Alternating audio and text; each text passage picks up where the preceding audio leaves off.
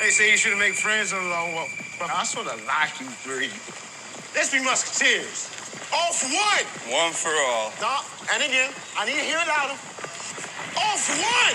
One for all.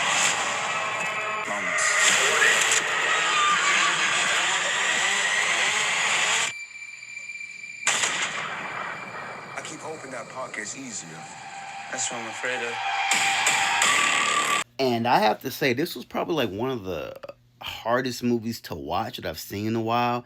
It was such and like a crazy story and movie. So essentially, what the story is about is it follows a group of kids, essentially, who are living in kind of a totalitarian society where the government has taken overall rule, and it's kind of based in like the '60s. And after the war, the world goes into, or America goes into pretty much a Great Depression where there are like almost like no jobs, nothing of that nature, and the government controls everything. And so they host this event called the Long Walk. The Long Walk is a walk where all these kids get together, pretty much 18, between like 17 18.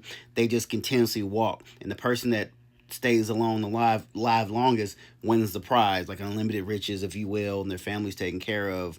But you cannot stop walking. If you stop walking, you get one warning. You can actually get three warnings. If into the third warning, you get shot. You can't take any breaks. You can't go to the bathroom. You just must continue to walk, and there is no finish line. And only one person can win. Everyone else must die. If you try to escape, you die. If you try to run, you get shot. If you Now, I'm not gonna lie, like this movie, it was a hard watch to watch. It's because I've been sitting on this for a while and just kind of trying to explain exactly how kind of a mental mind fuck this movie is.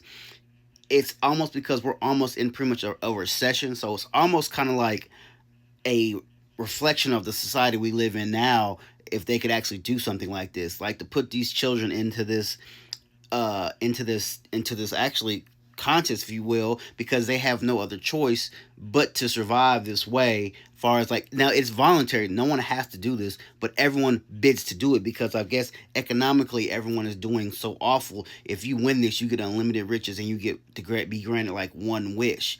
But the thing is, they don't talk about is how hard how hard and grueling this race is. You cannot stop. If you stop once, you get a warning, and you get a second one. You get three warnings, and then you have the warnings actually go away after some time, but you can't stop for like the next, I don't know, like hour or two.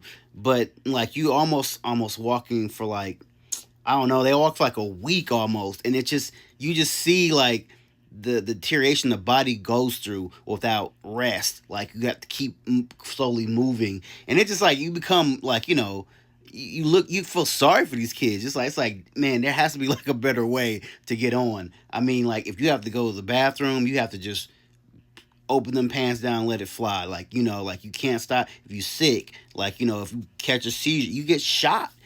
Now, this movie has a large cast of people, but in the book, it was 100 people who did this walk. But in the movie, it was more like 45, 50. But essentially, the main, I guess, characters who they sent around is Raymond Garrity and Pete right here.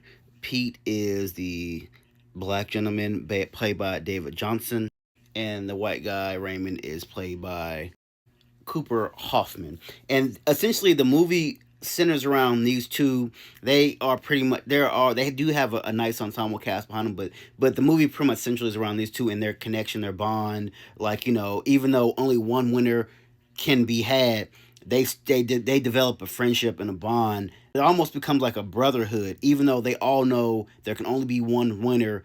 They all kind of start slowly bonding together, and once each one of them starts slowly dying, it's kind of like tears a piece in them. They like, oh, I think it'll get easier, but it gets harder and harder for them.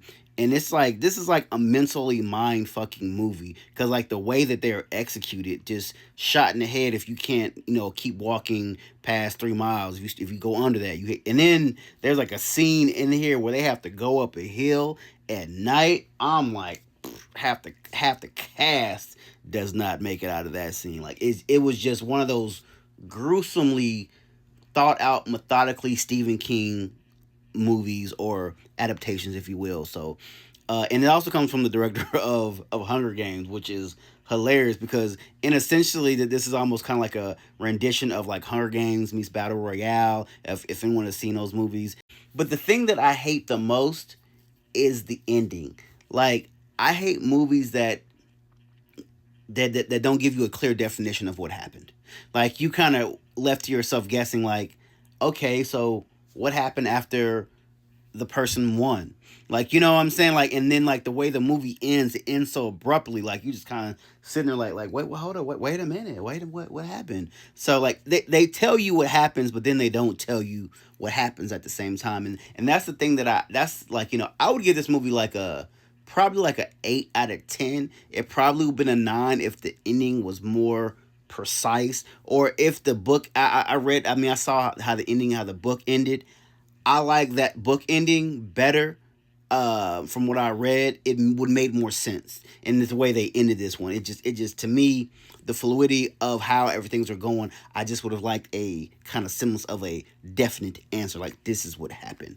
And that's the one knock I can say about this movie. But everyone does an amazing job. Like the two leads right here, even Mark Hamill is like the crazy major who just yelling at these people, and like it doesn't matter like what they say, they cannot get under Mark Hamill's skin. He's just sitting there like they could cuss him out, call him all time names. He goes, "Yeah, give me that fire. I like that." So this was a wild movie. I hope it does well. Like I love Stephen King adaptations, especially when they come to the big screen. Especially like this one, like they knocked it out the park. Not even gonna lie to you. So this movie comes out this week. You be sure to go check it out, guys.